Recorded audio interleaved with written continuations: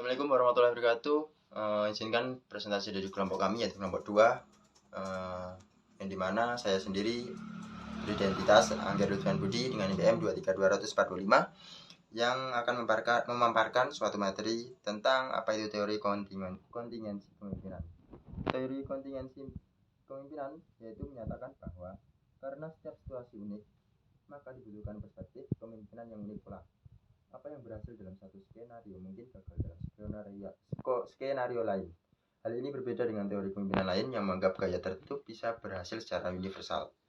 Teori ini mengeksplorasi interaksi antara gaya bawaan pemimpin dan faktor situasional yang meliputi struktur manajemen, dinamika tim, tekanan eksternal, dan sebagainya. Selanjutnya materi akan dimaparkan oleh teman saya. Lanjut dengan membahas teori kontingensi Fiedler. Teori ini menjelaskan bahwa tidak ada satu gaya kepemimpinan yang paling efektif untuk semua situasi. Efektivitas pemimpin sangat bergantung pada kecocokan antara gaya kepemimpinannya dengan kondisi yang ada. Fiedler membagi gaya kepemimpinan menjadi dua. Yang pertama, berorientasi pada hubungan yang berfokus, membangun kepercayaan dan kerjasama. Dan yang kedua, berorientasi pada tugas yang berfokus pada target, aturan, dan penyelesaian pekerjaan. Efektivitas gaya kepemimpinan ini dipengaruhi oleh 3 faktor situasi, yaitu hubungan pemimpin dengan anggota, sejauh mana tugas terstruktur, dan besarnya wewenang pemimpin. Artinya, dalam kondisi krisis, dengan hubungan tim yang rapuh, gaya berorientasi pada hubungan lebih tepat. Sementara dalam situasi kerja yang jelas dan teratur, gaya berorientasi pada tugas akan lebih efektif. Kesimpulannya, teori ini menegaskan bahwa keberhasilan kepemimpinan tidak hanya bergantung pada pribadi pemimpin, tetapi pada kecocokan antara gaya kepemimpinan dan situasi yang dihadapi.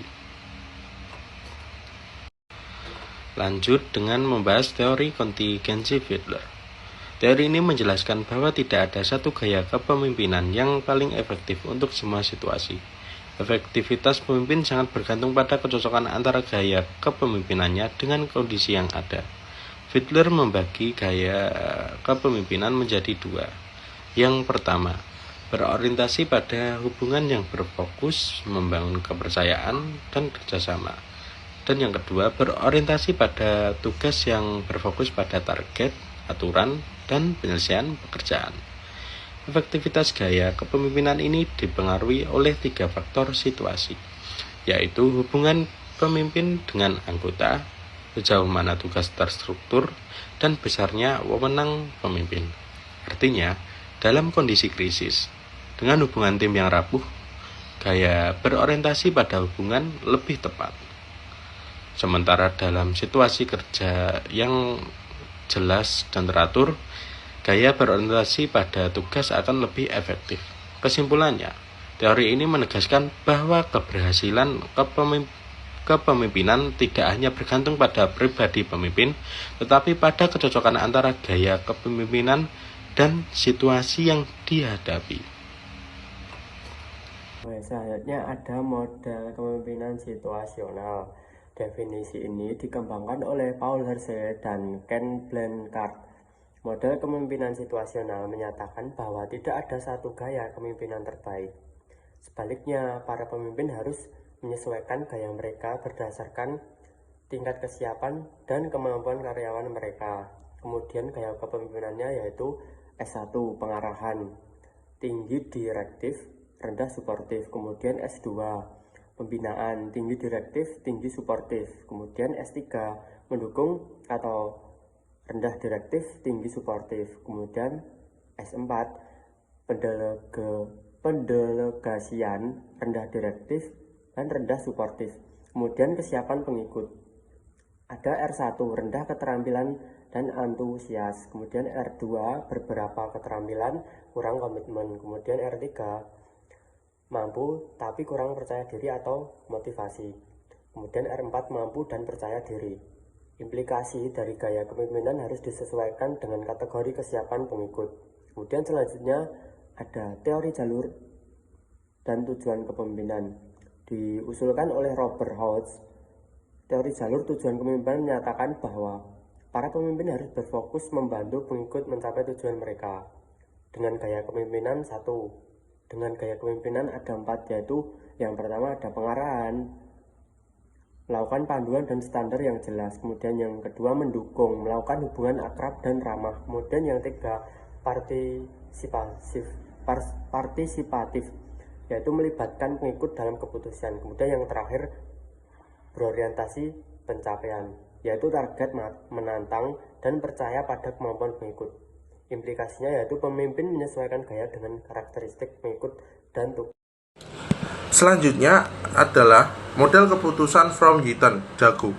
Teori ini dikembangkan oleh Viktor Fromm dan Philip Yates, kemudian disempurnakan oleh Fromm dan Arthur Jago.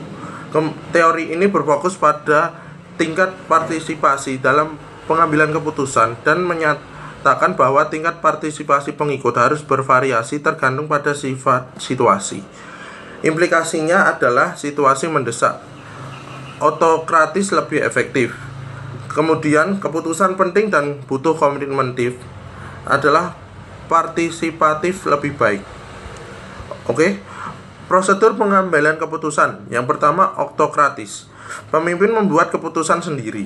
Yang kedua, konsultatif, yaitu pemimpin berkonsultasi dengan pengikutnya secara individu atau kelompok dan kemudian membuat keputusan. Yang ketiga adalah berbasis kelompok, yaitu keputusan dibuat secara kolektif oleh pemimpin dan pengikut. Pertimbangan utamanya adalah kualitas keputusan, komitmen tim, informasi pemimpin, struktur masalah, konflik bawahan, dan tujuan bawahan. Selanjutnya adalah contoh kasusnya, yaitu teori kontingensi kepemimpinan di Microsoft.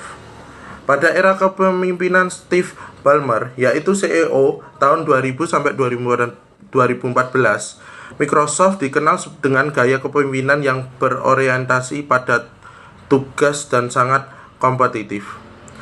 Fokus Ballmer adalah meningkatkan penjualan Windows dan Office dengan strategi agresif menghadapi pesaing seperti Apple dan Google.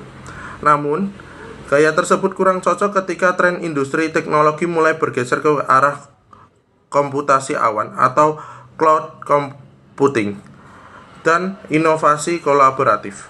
Akibatnya, Microsoft sempat tertinggal dalam pasar smartphone dan layanan cloud. Selanjutnya adalah penerapan teori kontingensi.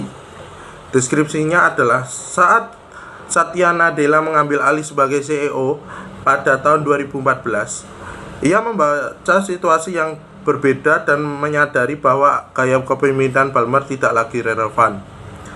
Nadella menerapkan pendekatan berorientasi pada hubungan dan adaptif, sesuai dengan teori kontingensi. Teori kontingensi Fiedler Ballmer cenderung berorientasi tugas, agresif dan fokus angka. Nadella lebih berorientasi hubungan, membangun kolaborasi, empati, dan growth mindset. Situasi Microsoft pada 2014 membutuhkan pemimpin dengan gaya hubungan untuk memperbaiki budaya kerja yang dianggap terlalu kaku. Yang kedua, model kepemimpinan situasional, Hershey dan Blanchard. Banyak tim Microsoft saat itu berisi talenta hebat, namun kurang motivasi karena budaya kompetitif internal. Nadella menerapkan gaya mendukung seperti mendorong kolaborasi, komunikasi terbuka, dan budaya belajar. Seiring berkembangnya tim Colt, ia mendeklarasikan tanggung jawab lebih besar kepada pemimpin produk. Selanjutnya, teori jalur tujuan Robert House. Nadella membantu karyawan melihat arah baru Microsoft, mobile first, cloud first. Ia memberikan arah, yaitu fokus growth, dukungan membangun budaya empati, partisipasi melibatkan tim dalam inovasi, dan orientasi pencapaian mendorong target tinggi di pasar cloud. Model keputusan from Yitan Jago. Dalam pengembangan produk Azure, Nadila menggunakan pendekatan konsultatif dan berbasis kelompok. Keputusan strategis besar, yaitu akuisisi LinkedIn, GitHub, OpenAI Partnership, dibuat dengan banyaknya masukan tim, eksekutif, dan teknis. Baik, yang terakhir ada hasil dan kesimpulan. Hasilnya, Microsoft berhasil mengubah budaya internal menjadi lebih kolaboratif dan inovatif. Layanan Azure tumbuh menjadi salah satu main dominan di pasar cloud menyaingi AWS. Nilai saham Microsoft naik lebih dari 5 kali lipat sejak 2014. Perusahaan lebih adaptif menghadapi perubahan teknologi sesuai prinsip teori kontingensi.